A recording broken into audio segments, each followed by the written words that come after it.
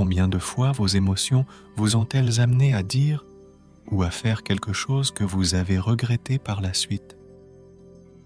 Apprendre à contrôler nos réactions est peut-être le secret le mieux gardé pour maintenir non seulement la paix intérieure, mais aussi pour cultiver des relations saines et durables. C'est un jeu où, en maîtrisant vos émotions, vous pouvez vraiment transformer tous les aspects de votre vie.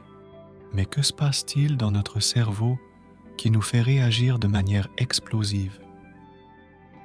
Les réponses, souvent enracinées dans nos instincts les plus primaires, peuvent être redirigées par des habitudes simples mais puissantes. La capacité de ne pas réagir ne consiste pas à supprimer ce que nous ressentons, mais à comprendre et à canaliser ces énergies d'une manière qui fonctionne en notre faveur. Voyons comment de petits changements dans la vie quotidienne peuvent entraîner de grandes transformations dans la façon dont nous vivons et réagissons au monde qui nous entoure. Contrôle émotionnel. Le contrôle de ces émotions est essentiel non seulement pour la santé mentale, mais aussi pour le succès des interactions sociales et professionnelles. Le contrôle émotionnel consiste à comprendre et à gérer nos réactions afin qu'elles soient appropriées et productives.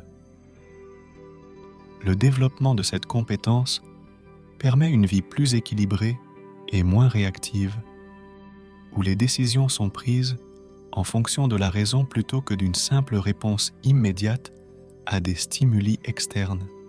Le processus d'apprentissage du contrôle des émotions commence par la conscience de soi, c'est-à-dire la compréhension de ce que nous ressentons et pourquoi nous le ressentons. Cela implique de reconnaître les émotions au fur et à mesure qu'elles surgissent, de comprendre leurs origines et d'observer comment elles affectent nos pensées et nos comportements. Une fois que l'on prend conscience de ces émotions, il devient plus facile de réguler ces expressions et de transformer les émotions négatives en expériences d'apprentissage positives. La science derrière les émotions. Les émotions sont complexes et influencées par un mélange de neurotransmetteurs, d'expériences passées et de l'environnement actuel. L'expert en neurosciences explique que lorsque nous sommes confrontés à un stimulus, le cerveau libère des neurotransmetteurs qui peuvent déclencher une cascade de réactions physiques et émotionnelles. Par exemple, l'adrénaline et le cortisol sont libérés en réponse au stress, préparant le corps à l'action, qu'il s'agisse de combat ou de fuite. Comprendre cette base biologique nous aide à identifier quand nos réactions sont disproportionnées par rapport au stimulus que nous recevons. De plus, le cerveau possède des zones spécifiques, telles que l'amygdale et le cortex préfrontal, qui jouent un rôle crucial dans la régulation émotionnelle. L'amygdale est chargée de détecter les menaces et de déclencher des réponses émotionnelles rapides, tandis que le cortex préfrontal est impliqué dans la modulation de ces réponses, ce qui nous permet d'analyser et d'ajuster notre comportement de manière plus rationnelle. L'entraînement du cerveau par des pratiques telles que la pleine conscience et les techniques de respiration peut renforcer ces connexions neuronales, nous rendant moins réactifs et plus conscients. Identifier les déclencheurs émotionnels. L'identification des déclencheurs émotionnels est cruciale pour apprendre à ne pas réagir impulsivement. Le spécialiste en psychologie comportementale souligne l'importance d'observer les situations qui déclenchent souvent des réactions émotionnelles intenses. Il peut s'agir d'événements, de mots, de personnes ou même de souvenirs spécifiques. En identifiant ces déclencheurs, nous pouvons préparer des stratégies proactives pour y faire face, telles que des techniques de respiration ou des affirmations positives, réduisant ainsi l'impact qu'ils ont sur nous. En plus de reconnaître les déclencheurs externes, il est essentiel de comprendre les déclencheurs internes, qui sont souvent liés à nos propres croyances et attentes. Par exemple, si vous vous irritez facilement lorsqu'on vous interrompt, cela peut refléter une croyance sous-jacente selon laquelle vos idées doivent être constamment validées pour avoir de la valeur. Travailler à changer cette perception interne, peut-être avec l'aide d'un thérapeute ou d'un coach de vie, peut diminuer la fréquence et l'intensité des réactions émotionnelles. Première habitude, respiration consciente. La respiration consciente est une technique puissante qui agit directement sur le système nerveux autonome, aidant à réduire les niveaux de stress et à calmer l'esprit. L'expert en pleine conscience explique qu'en vous concentrant sur votre respiration, vous pouvez perturber le cycle de réponse émotionnelle automatique qui conduit souvent à des réactions excessives. Des pratiques telles que la respiration diaphragmatique ou la respiration 4, 7, 8 sont des méthodes efficaces qui peuvent être utilisées en période de stress émotionnel élevé pour rétablir le calme et la clarté de la pensée. En plus d'offrir des avantages immédiats lors de situations stressantes, la respiration consciente contribue également à une amélioration à long terme de la régulation émotionnelle. Avec une pratique régulière, cette technique augmente la conscience du corps et des émotions, permettant une plus grande facilité à identifier l'apparition d'une réponse émotionnelle intense et à intervenir avant qu'elle ne s'aggrave. Non seulement cela aide à maintenir la paix intérieure, mais cela améliore également les interactions sociales, réduisant ainsi la probabilité de conflit. Deuxième habitude, la réflexion avant l'action. Le coach de vie et de bien-être suggère de prendre l'habitude de faire une pause pour réfléchir avant de réagir à toute situation qui déclenche des émotions fortes. Cette pause peut être aussi brève que quelques secondes, mais elle est suffisante pour permettre au cortex préfrontal d'évaluer la situation de manière rationnelle, plutôt que de laisser l'amygdale réagir instinctivement. Il peut s'agir de vous interroger sur les conséquences potentielles de vos réactions ou de vous demander s'il existe une autre interprétation de la situation qui déclenche l'émotion. La mise en œuvre de cette pause demande de la pratique et parfois l'aide de rappels visuels ou d'alarmes. Cela peut commencer le matin avec un moment de réflexion sur la journée à venir, en fixant l'intention de répondre délibérément plutôt que de réagir impulsivement.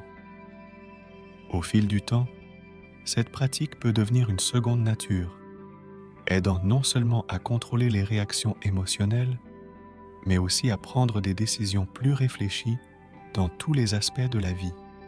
Troisième habitude, expression constructive des émotions. Le spécialiste en communication souligne l'importance d'exprimer ses émotions de manière constructive. La suppression des émotions peut entraîner des problèmes de santé mentale à long terme, tandis que les exprimer de manière agressive peut nuire aux relations personnelles et professionnelles.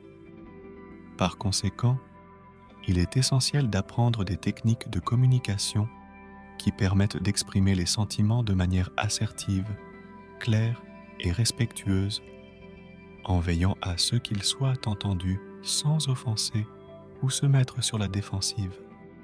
Une technique utile est la communication non violente, qui consiste à parler de ses propres expériences et sentiments sans blâmer ou critiquer les autres.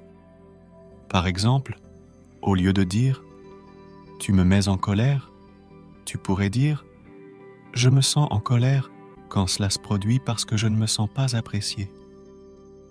Cette approche facilite non seulement la résolution des conflits, mais favorise également une plus grande empathie entre les parties impliquées. Quatrième habitude, fixer des limites claires. Il est essentiel de fixer des limites claires pour maintenir une santé émotionnelle stable et éviter les réactions disproportionnées. Le spécialiste du développement personnel explique que le fait d'établir des limites claires avec les amis, la famille et les collègues aide à créer un espace sûr pour sa propre santé mentale. Ces limites peuvent être liées au temps personnel, à l'énergie émotionnelle disponible ou même à des sujets de conversation que l'on préfère éviter. Par exemple, informez vos proches de vos limites en ce qui concerne les discussions politiques ou les conflits interpersonnels peut prévenir des situations qui généreraient un stress inutile. La mise en œuvre de ces limites exige de la fermeté et de la clarté dans la communication. Il est important que les personnes qui vous entourent comprennent vos limites et les conséquences de les dépasser. Ce processus implique également la conscience de soi et la capacité de dire non lorsque cela est nécessaire, ce qui peut être difficile mais crucial pour l'autonomie émotionnelle d'une personne. Il est également essentiel de revoir et d'ajuster régulièrement ses limites, car les besoins personnels peuvent changer au fil du temps. Une communication efficace et une auto-évaluation continue sont essentielles pour maintenir des limites saines et éviter l'épuisement émotionnel. 5e habitude. Pratique régulière de la pleine conscience. La pratique régulière de la pleine conscience est une technique puissante pour développer la capacité de ne pas réagir automatiquement à des stimuli externes ou internes. L'expert en pleine conscience souligne que cette pratique consiste à concentrer pleinement son attention sur le moment présent, à observer les pensées, les sentiments et les sensations physiques sans jugement. Cela aide à créer une pause entre le stimulus et la réponse, vous donnant la possibilité de choisir comment réagir de manière plus consciente et moins impulsive. L'intégration de la pleine conscience dans la vie quotidienne peut commencer par de petites pratiques, comme des respirations conscientes pendant quelques minutes ou une promenade en observant attentivement votre environnement. La méditation quotidienne renforce également l'esprit pour mieux faire face au stress et à l'anxiété en réduisant la fréquence et l'intensité des réactions émotionnelles automatiques. Au fil du temps, ces pratiques augmentent la résilience émotionnelle, améliorant la capacité à faire face aux défis sans être submergé par les émotions négatives. 6e habitude, cultiver l'empathie. Cultiver l'empathie est essentiel pour mieux comprendre les émotions des autres et, par conséquent, pour contrôler ses propres réactions. Le spécialiste de l'intelligence émotionnelle enseigne que l'empathie implique plus que la simple compréhension des sentiments des autres. Il s'agit de se mettre à la place de l'autre et de réagir d'une manière qui respecte ses expériences et ses émotions. Il peut s'agir d'offrir du soutien lorsque cela est approprié, ou simplement d'écouter sans jugement, ce qui peut modifier profondément la dynamique des interactions personnelles et réduire les conflits. Développer l'empathie implique également de reconnaître que chaque personne a sa propre histoire et que ses réactions sont façonnées par des expériences qui ne nous sont peut-être pas familières. Pratiquer l'écoute active et le questionnement doux pour mieux comprendre le point de vue de l'autre sont des moyens d'approfondir la compréhension et de renforcer les relations interpersonnelles. Cette compétence est particulièrement précieuse dans les contextes professionnels et personnels, car elle favorise un climat de respect mutuel et de coopération. 7e habitude, développer la résilience. Développer la résilience est crucial pour faire face aux hauts et aux bas de la vie sans être submergé par les émotions négatives. L'expert en résilience souligne que la résilience ne signifie pas seulement endurer l'adversité, mais aussi en tirer des leçons et en tirer des leçons. Cela implique de cultiver un état d'esprit optimiste et flexible, capable de trouver des opportunités d'apprentissage et de croissance même dans les situations les plus difficiles.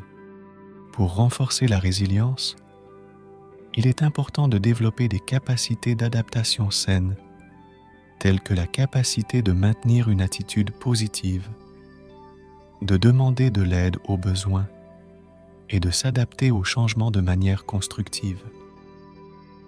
De plus, il est également essentiel d'entretenir des relations positives et d'investir dans les soins personnels physiques et émotionnels pour établir une base solide de résilience.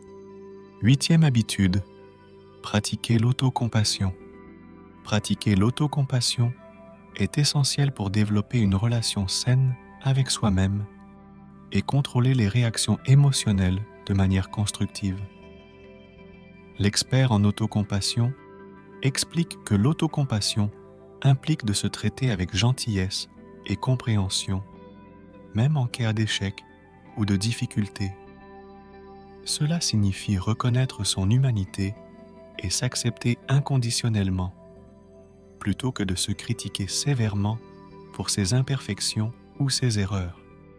Cultiver l'autocompassion implique également de développer des compétences d'autorégulation émotionnelle, telles que l'identification et la dénomination des émotions sans jugement et la pratique de la gentillesse envers soi-même dans les moments de souffrance ou de douleur. Des études montrent que l'autocompassion est positivement associée au bien-être émotionnel et à la résilience, ce qui en fait un outil puissant pour gérer les réactions émotionnelles de manière saine. 9e habitude, une bonne alimentation et de l'exercice régulier. Une bonne alimentation et une activité physique régulière jouent un rôle clé dans la régulation des émotions et le contrôle des réactions impulsives. L'expert en santé et bien-être souligne qu'une alimentation équilibrée, riche en nutriments essentiels, fournit à l'organisme les éléments nécessaires pour maintenir l'équilibre chimique du cerveau, ce qui peut affecter directement l'humeur et le comportement. De plus, l'exercice régulier est un outil puissant pour réduire le stress, l'anxiété et la dépression en favorisant la libération d'endorphines et de neurotransmetteurs améliorant l'humeur. L'intégration de l'activité physique dans la routine quotidienne renforce non seulement le corps, mais renforce également l'esprit, procurant un sentiment d'accomplissement et de bien-être qui peut aider à contrôler plus efficacement les réactions émotionnelles. 10e habitude, créer un réseau de soutien. L'établissement et le maintien d'un réseau de soutien solide sont essentiels à une gestion efficace des émotions. Le spécialiste de la santé mentale insiste sur l'importance d'avoir des personnes de confiance autour de soi, comme des amis, des membres de la famille ou des conseillers, avec qui on peut partager ses préoccupations et demander des conseils. Un réseau de soutien solide offre non seulement un réconfort émotionnel et pratique en CA de besoin, mais offre également différentes perspectives qui peuvent aider à alléger la charge émotionnelle, facilitant ainsi un traitement plus sain des émotions. La clé pour cultiver ces relations est la réciprocité et une communication ouverte. Investir du temps et de l'énergie dans des relations saines favorise un environnement où la vulnérabilité est acceptée et où le soutien est mutuel. L'adhésion à des groupes de soutien ou à des communautés partageant les mêmes idées peut également élargir le réseau social, procurer un sentiment d'appartenance et réduire les sentiments d'isolement ou de solitude qui peuvent exacerber les réactions émotionnelles. 11e habitude, tenir un journal émotionnel. Tenir un journal émotionnel est une technique efficace pour augmenter la conscience de soi et développer le contrôle émotionnel. Le spécialiste en psychologie comportementale recommande d'enregistrer quotidiennement les sentiments et les situations qui les ont provoqués. Cet exercice permet d'identifier des modèles spécifiques d'émotions et de déclencheurs, fournissant des informations précieuses sur la façon dont certains scénarios ou comportements influencent l'état émotionnel. La pratique d'écrire régulièrement sur les émotions sert également d'outil thérapeutique, permettant l'expression des sentiments de manière sûre et privée. Cela peut être particulièrement utile pour traiter des émotions complexes ou accablantes, ce qui les rend plus faciles à comprendre et à gérer. Au fil du temps, la tenue d'un journal émotionnel peut devenir une ressource précieuse pour la réflexion et la croissance personnelle, aidant une personne à devenir moins réactive et plus délibérée dans ses réponses émotionnelles. 12e habit, méditation et pratique spirituelle. La méditation et d'autres pratiques spirituelles peuvent être extrêmement bénéfiques pour contrôler les émotions et développer la capacité de ne pas réagir impulsivement. L'expert en pleine conscience souligne que la méditation calme non seulement l'esprit et le corps, mais améliore également la capacité à maintenir la concentration et la sérénité face à l'adversité. Les pratiques régulières de méditation peuvent modifier la structure et la fonction du cerveau en augmentant les zones associées à la régulation émotionnelle et en réduisant celles associées au stress et à l'anxiété. De plus, l'exploration des pratiques spirituelles, quelle que soit la religion ou la croyance, peut donner un sentiment d'utilité et de connexion qui sont la clé de la résilience émotionnelle. 6 pratiques peuvent inclure la prière, la réflexion philosophique, le yoga ou même les promenades dans la nature, qui contribuent toutes à un bien-être émotionnel plus profond et plus durable, aidant une personne à se déconnecter des réponses automatiques et à cultiver une paix intérieure durable. Maintenant que nous avons exploré ces 12 habitudes transformatrices, le contrôle de vos émotions est littéralement à portée de main. Chaque pas que nous faisons ensemble ouvre une nouvelle porte vers un monde où vous êtes le maître de vos réactions et non l'esclave d'elles. La vraie question est, êtes-vous prêt à mettre ces habitudes en pratique et à voir les changements dans votre vie quotidienne? N'oubliez pas que le voyage vers la maîtrise de soi émotionnelle est continu et en constante évolution.